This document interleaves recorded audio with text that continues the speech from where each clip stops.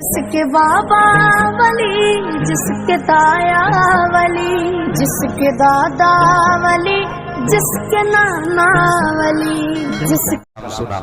उनकी थोड़ी सी मेहनत माइक के नजर हो गई, कुछ मजमे के नजर हो गई, लेकिन सारी मिला के उन्होंने हुजूर के नजर की थी। हाँ, ये ख्याल रखें, उनकी सारी मेहनत हुजूर के नजर है। और मेरा तो मशवरा ये है, अगर कोई भी नात ना सुना करे ना, या किसी को अच्छे लहजे से पढ़नी ना आया करे, कभी तन्हाई मिला करे, तो तसव्वुर में हुजूर का रोजा लाया करो। मजमा ना सकी, हुजूर को आंखों के सामने लाके अपनी नात मदीने वाले मुस्तफा को सुनाया करो। कसम खुदा की, इस मोहब्बत की कीमत हुजूर से बेहतर कोई नहीं लगा सकता यार। इसकी कीमत कौन लगाएगा? चंद शेर लेकर के अगर जामी चले, आका फरमाते रोक दो, वो कुछ अशआर लिख के ला रहा है, अगर मेरे मजार तक आ गया तो मुझे हाथ निकाल करके जामी से मुसाफा करना पड़ जाएगा। हाँ, तो ये नात की बरकत है। और मैं ये नहीं कहूंगा कौन उठ के जाएगा कौन बैठेगा, और मैं कहता भी नहीं हूं, और मैं जानता हूं किसी को मैंने नहीं बुलाया, और ना कोई अपनी मर्जी से आ सकता है, इसलिए कि ये जलसा नबी का है, तो फिर मजमा भी नबी का है। हमारा अकीदा ये है, महबूब की महफिल को महबूब सजाते हैं, आते हैं वही जिनको सरकार बुलाते हैं। तो मसला कोई नहीं है। अभी बहुत अच्छी बात भाई नूर मुजस्सम साहब ने कही थी कि जिसका दिल हुजूर के जिक्र में नहीं लगता, फिर उसका दिल कहीं नहीं लगेगा। ये कंफर्म है। नौजवानों, नकीब अहले सुन्नत भाई हसन रजा बरेलवी साहब है कि चले गए? बैठे माशाल्लाह, बहुत मेहनत कर ली उन्होंने, पीछे बैठे। मसला कोई नहीं है, कोई कहीं बैठे, कोई कहीं बैठे, कोई देखे न देखे, हुजूर देख रहे हैं। हाँ, अगर आपको कोई तकलीफ ना हो तो मुंह खोल के बैठे। हाँ, अब मैं गुजारिश करूंगा भाई, अल्लाह का शुक्र है, जलसे में तो तब कोरोना नहीं था जब दुनिया कोरोना से मर रही थी। है लोग आज ठाटा लगा के बैठे। अभी तो हुजूर का बेटा गुजर के गया है, जिधर इनके कदम पड़ जाते हैं बीमारियां साफ हो जाती हैं। हजरत के जाने के बाद मजमा इतना शांत।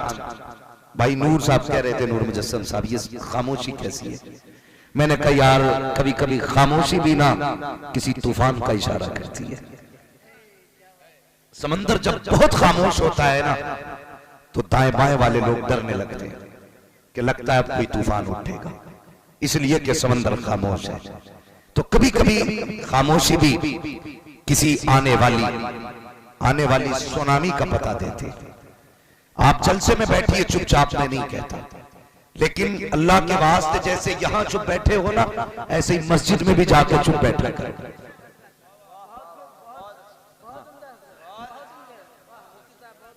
ये हमारी कौम का मसला है हज़रत। जहां बोलना चाहिए वहां बोलते नहीं, जहां चुप रहना चाहिए वहां बोलते ही रहते। तो जैसे यहां शांत बैठे ना, ऐसी मस्जिद में शांत बैठा करो। खास करके कब? जब इमाम को मुसल्ले पे आने में 1 मिनट ज्यादा हो जाए।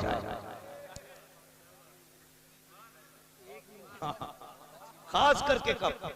जब इमाम को मुसल्ले पे आने में 1 मिनट ताखीर हो जाए, तब अपने आप को संभालना है। होता क्या मस्जिदों में, इमाम की जैसे घड़ी पहुंची राइट टाइम 4:20 पे, तो लोग खड़ी नहीं, फिर यूं पूरा घूम गया। आए नहीं अभी करवट वाले से कहता, कहां इमाम साहब है कि नहीं? फिर होने ना होने का शक होने लगता है। बहुत गौर से मेरी बात सुनना, अंदाज़े बयां मेरा बहुत शौक नहीं है, शायद कि उतर जाए तेरे दिल में मेरी बात। 2 मिनट के लिए इमाम लेट हो जाता है तो हमारी कौम मुड़ के देखा करती है। पड़ोस वाले से कहता, इमाम है कि नहीं? कहता, वुजू तो किया था। इसने भी तो लगा दिया, वुजू तो किया था, शायद अब कहीं चले गए। ये तो का क्या मतलब? वुजू तो किया था, शायद शहीद हो गए। जब मस्जिद में 5 मिनट इमाम मुसल्ले पे नहीं आता तो कौम को फिक्र हो जाती है किधर गया। वो 8 दिन हॉस्पिटल में पड़ा रहता है, किसी को फिक्र नहीं होती है। 10-10 दिन वो हॉस्पिटल में रहता है, तब कोई नहीं सोचता कि इमाम को 10 दिन हो गए हॉस्पिटल से नहीं आया, चल के देखूं दवा का बिल है कि नहीं, उसके पास पैसा देने के लिए है कि नहीं, कहीं ऐसा तो नहीं बिल की वजह से हॉस्पिटल वाले रोक रहे हैं। उस वक्त तो हम मोबाइल बंद कर लेते हैं, धोखे से मौलवी का फोन ना आ जाए, 5 मिनट मस्जिद में लेट नमाज के लिए हो जाए। बातें होती मुतवल्ली कौन है जी, लेके कौन आया था, 2 पार्टियां हो जाती हैं। हमने पहले ही कहा था मत लाओ इन्हें, देखा 5 मिनट लेट हो गए। ओ मेरे भाई, खुदा का शुक्र अदा कर, अगर 5 मिनट ताखीर नमाज में हो गई है, अगर चौराहे पे बैठोगे 1 मिनट लेट होके सफर के लिए कोई नेकी नहीं मिलेगी। बस में बैठे हो, ट्रेन को लेट हो जाओगे, कोई नेकी नहीं मिलेगी। एयरपोर्ट पे बैठे हो, फ्लाइट लेट है, कोई नेकी नहीं मिलेगी। लेकिन अगर मस्जिद में बैठे हो, इमाम ताखीर कर रहा है, 5 मिनट लेट है, नमाज के इंतजार में बैठे हो, पूछो इन उलमा से, जितनी देर बैठोगे खाली नहीं जाएगा वक्त। अल्लाह हर मिनट के बदले में तुम्हें नमाज अदा करने का सवाब अता फरमाता रहे। एक तो कभी मस्जिद में आते ही नहीं, और आ गए तो फिर बातें करते, बगले मारते भाई, बगले कई तो मर्डर हो गए मस्जिदों में। और मसला क्या था, सिर्फ पंखा के ऊपर, पंखे के ऊपर पंखा। एक साहब नमाज पढ़ लेते, किसी ने आके बंद कर दिया कि तेरे अकेले के लिए थोड़ी लगा, उसने नियत तोड़ी, चला दिया कि दिया तो मैंने भी पैसे। आखिरकार नतीजा ये हुआ, ये अलमिया, मैं उसकी बात नहीं करता, हंसने की जरूरत नहीं, ये सोचने की जरूरत है। आज उम्मत खून के आंसू रो रही है, आज कोई यारो मददगार नहीं है। कसम खुदा की अगर आखिरी उम्मीद पे जमी है तो सिर्फ उम्मत खजरा पे जाके जमी। कान खोल के सुन लो, डॉक्टर इकबाल ने कहा था, ना संभलोगे तो मिट जाओगे, ए हिंदी मुसलमानों तुम्हारी दास्तां तक भी ना होगी दास्तानों में।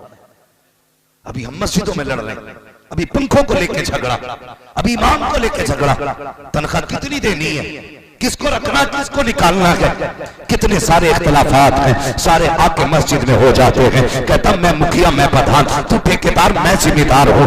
उस वक्त सबको अपनी पावर याद आती है जब सब में आके बैठ जाया करते हो। ए मेरे भाई जरा दिल पे हाथ रख के बता, किस जगह आके झगड़ा कर रहा है, ये कौन सी जगह है? सब कहोगे ये मस्जिद है, यहाँ पे गरीब को भी हक है, जहाँ अमीर खड़ा है वहीं पे गरीब भी खड़ा हो सकता है। जहाँ वो खड़ा है जिसकी नस्ल में बाप दादा मौजूद है, उसी जगह पे यतीम भी खड़ा हो सकता है।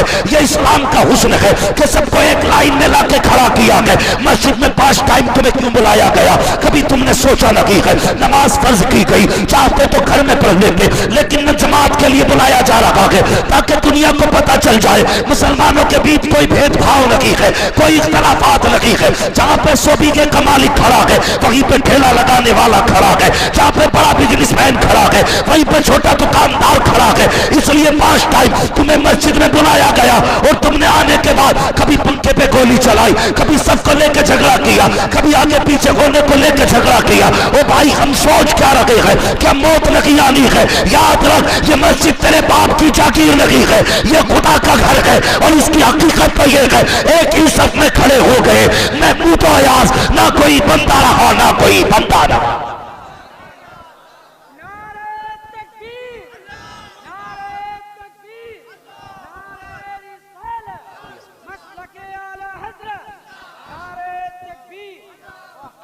हम 11वीं के नाम पे हुजूर से प्यार करते हैं, 12वीं आए तो हुजूर से प्यार करते हैं, मुहर्रम आए तो हम हुजूर से प्यार करते हैं, लेकिन जब लठ चलाने की बारी आती है तो फिर सारी निस्बतें भूल जाते हैं।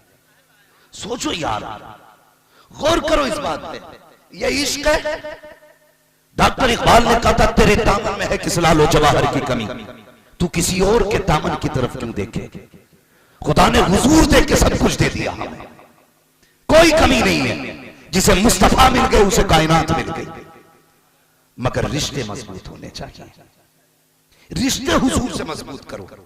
आज रिश्तों की कमजोरी हो गई, हाँ रिश्तों की कमजोरी हो गई। सिर्फ ये काफी नहीं है गुलामी ये रसूल में जवानियां लुटाएंगे, ये काफी नहीं है गुलामी के सबूत के लिए, किरदार में भी मुस्तफा की रजा की जरूरत है।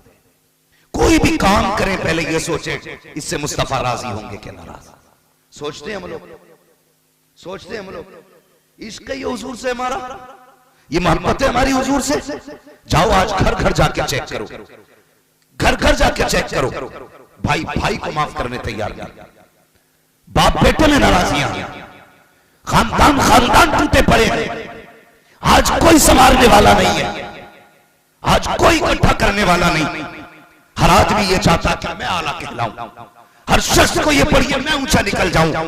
कसम खुदा की, दौलतों वाला ऊंचा नहीं है, बिल्डिंगों वाला ऊंचा नहीं है, जिसने प्लॉट खरीद कर डाल दिए वो ऊंचा नहीं है। सबसे ऊंचा वो है जिसका रिश्ता खुदा से जितना ज्यादा गहरा है, वो सबसे ज्यादा ऊंचा। मैंने 100 बातों की एक बात कहती, जिसे हुजूर मिल गए उसे कायनात मिल गई। हाँ, हुजूर की जात क्या है, सोचो तो सही यार। जिनकी उम्मत में पैदा होने की नबियों ने तमन्ना की है, हमने तो बिना दुआ के हुजूर मिल गए। हमने तो कभी एक सजदा भी इस नाम के लिए नहीं किया था। हाँ, जब से पैदा हुए मुझे बताइए कभी हमने इस शुक्रिया में सजदा किया कि हमें खुदा ने हुजूर का उम्मती बनाया। 11वीं आ जाए तो लड़ जाते हैं प्लेट के चक्कर में। हाँ, मुंह पे भगोना मार दे तो बंदा कम है, ट्रे चल जाती, प्लेटें चल जाती। क्या हुआ, 11वीं का लंगर है, ये लंगर है, इसे लंगर कहते हो किसी के आगे का छीनना, एक लुकमे के लिए किसी की नाक तोड़ देना, इसे इश्क कहते हो, किसी के कपड़े फाड़ देना, ये मोहब्बत है। खुदा की कसम ये मोहब्बत नहीं। अब तुझे बताऊं मोहब्बत क्या है। हुजूर के एक सहाबी हैं, नाम है हजरत अबू जर गफ्फारी। सुन रहे आप लोग? मैं कह रहा हूं माइक बहुत अच्छा है, अब तो सुन लो।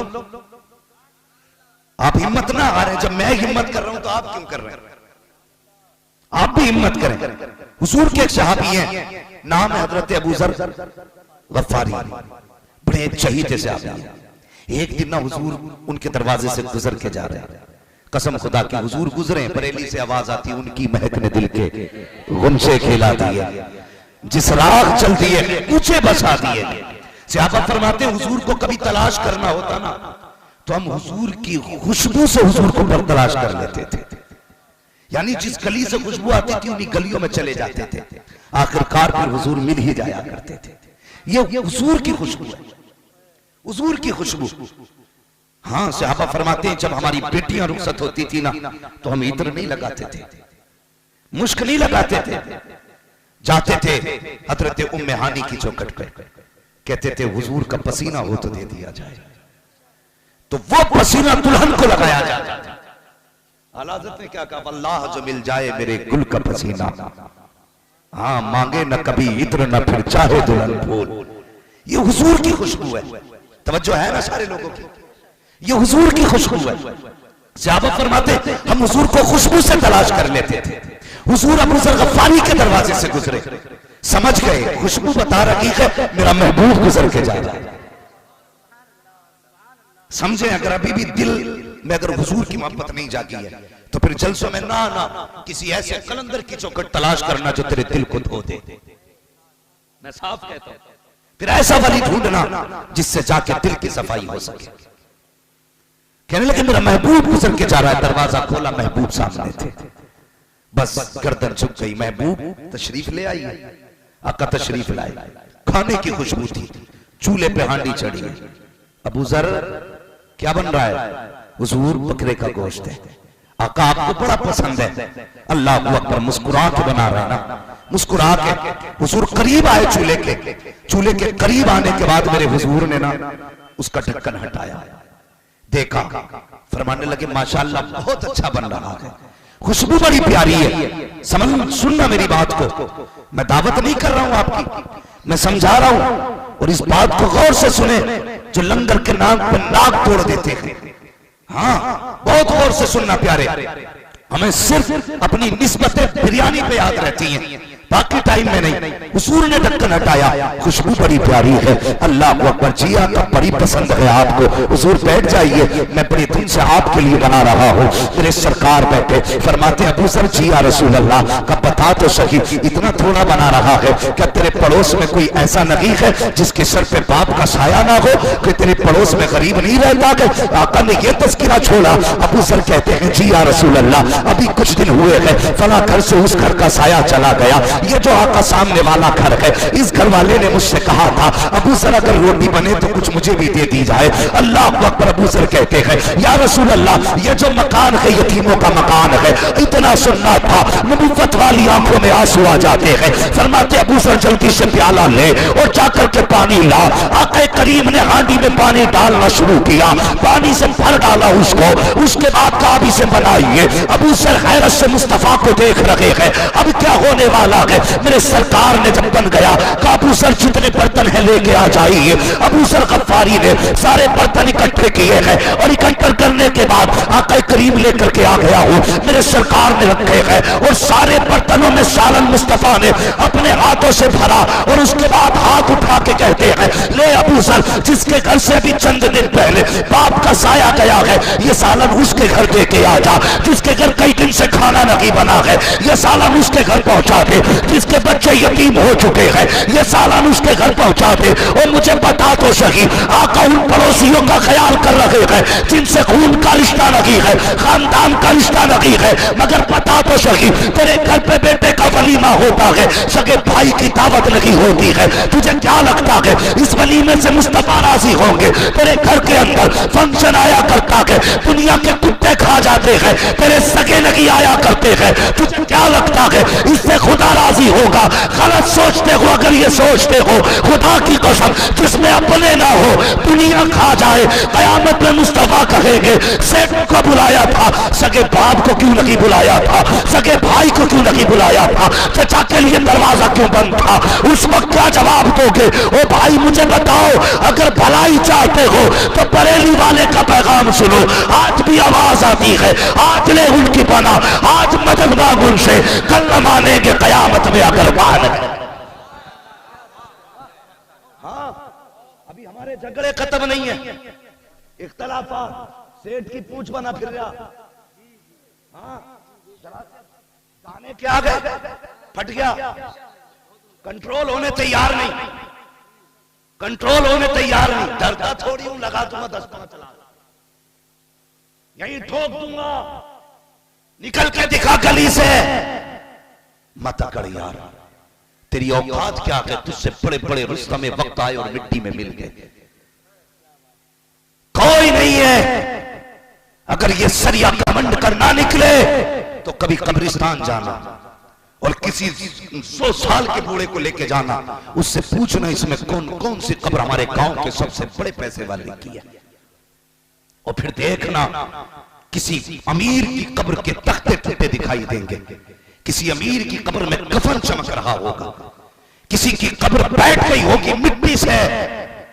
भाई सोच लेना, अगर तुझसे पहले दौलत वालों की कुछ न चली तो तेरी क्या चलेगी, तेरी क्या चलेगी?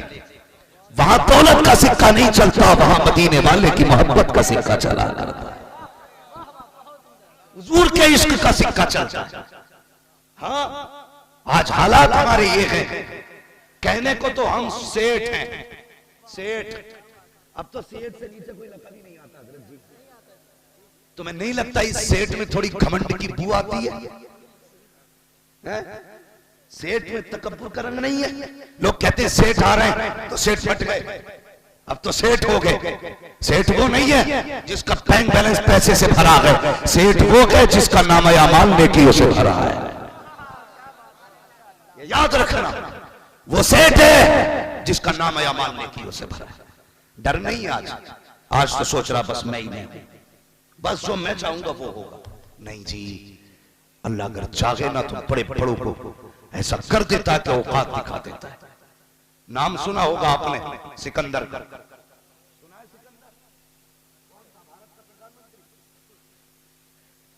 समझ रहे हैं? माशाल्लाह, तवज्जो है सभी का। नाम सुनाना सिकंदर का। 22 साल की उम्र में आधी दुनिया पे अपनी हुकूमत का परचम लहराने वाला, आधी दुनिया। उसको सिकंदर आजम इसलिए कहा जाता है क्योंकि अगर वो जिंदा रह जाता तो पूरी दुनिया पे हुकूमत करता, लेकिन वो फतह पे फतह करता जा रहा था। एक वादी से गुजरा, सांप ने काटा। सुने अगर घमंडे किसी को तो सांप ने काटा। उसने वजीर को बुलाया, कहा सांप ने काट लिया, बता जिसकी आधी दुनिया मातहत हो, उसके बाद डॉक्टरों की कमी होगी? आज तो वैसे भी पानी की सुइयां लगाते हैं, मगर वो असली होते थे। हाँ, वो जड़ी बूटियों वाले थे, ऐसे बड़े बड़े हकीम उनके साथ होते थे, जड़ी बूटियों वाले। पूरा इलाज हुआ, कोई फायदा नहीं। वजीर कहने लगा, तबीबों का जवाब है। उन्होंने कहा अब बादशाह मरने वाला है। उसने इतना सुना, कहा वजीर एक काम कर मेरा। कहा क्या? कहा परदेश में ऐलान कर दे, जो चाहे जितनी मुझसे दौलत ले ले, मगर मुझे इतनी सांसें उधार दे दे कि मैं अपने वतन में जाके मर सकूं।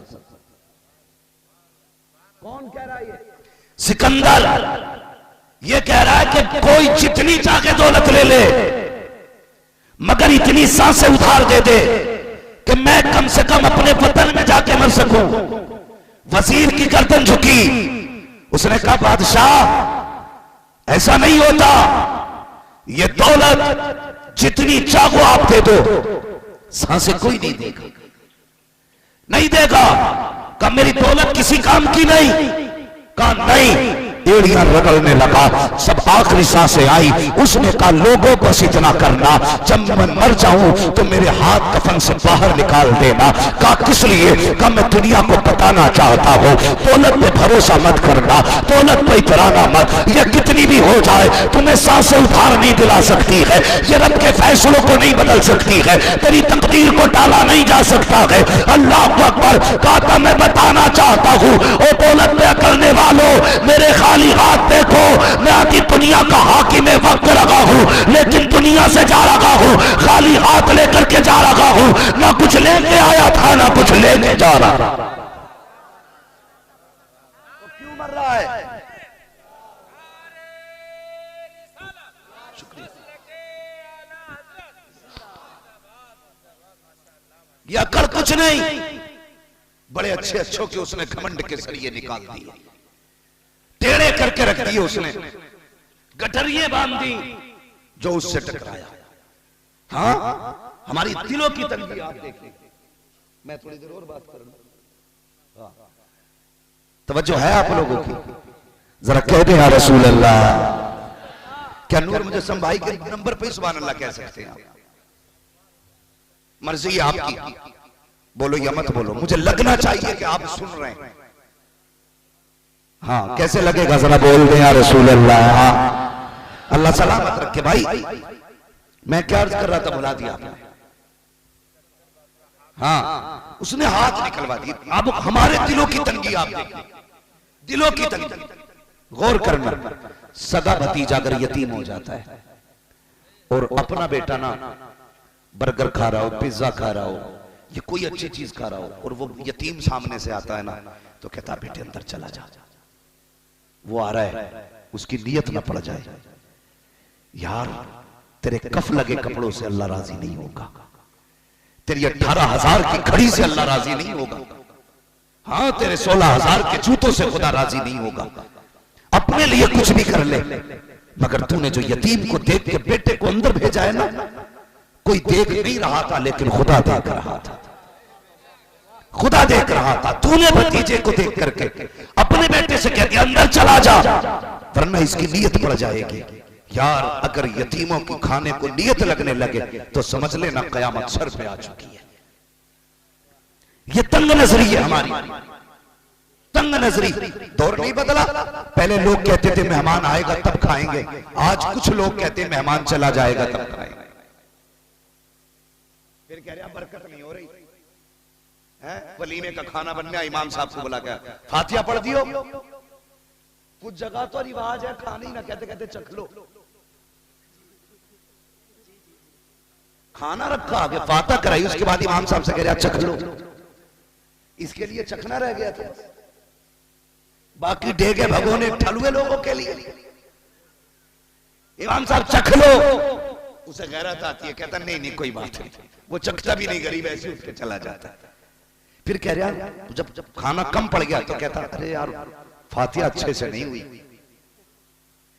या तो इमाम साहब का बजूना था या दिल से पड़ी ना। का क्या हुआ कि 3 डेगे कम पड़ गए। जितने खाने आए थे 10% लोगों ने बिस्मिल्लाह नहीं पढ़ी, खड़े होके खाया। जिम्मेदार गरीब मौलवी हो गया, जिम्मेदार गरीब मौलवी, कमी उसकी फाता में हो गई। हाँ भाई गारंटी के साथ कहता हूं, जहां तूने खाने का इंतजाम किया है वहां कुत्ते बैलों की तरह खड़े करके न खिलाना। जमीन पे बिस्तर बिछा, उस पे सुर्ख दस्तरखान लगा और कहते हुजूर की सुन्नत के मुताबिक बैठा जाएगा, फिर खाना खाया जाएगा। एक बोर्ड लगा दे, खाने से पहले बिस्मिल्लाह जरूर पढ़े, हो सके तो मेरे मुस्तफा पे दुरूद पढ़े। गारंटी के साथ कहता हूं 10 लोगों का खाना होगा, बिस्मिल्लाह पढ़ के लोग बैठेंगे, अल्लाह उन 10 के अंदर तुम्हें 70 लोगों की बरकत अता फरमा दे। लेकिन गलती हम करते जिम्मेदार मौलवी, हाँ कि भाई बुलाना ही नहीं था उन्हें,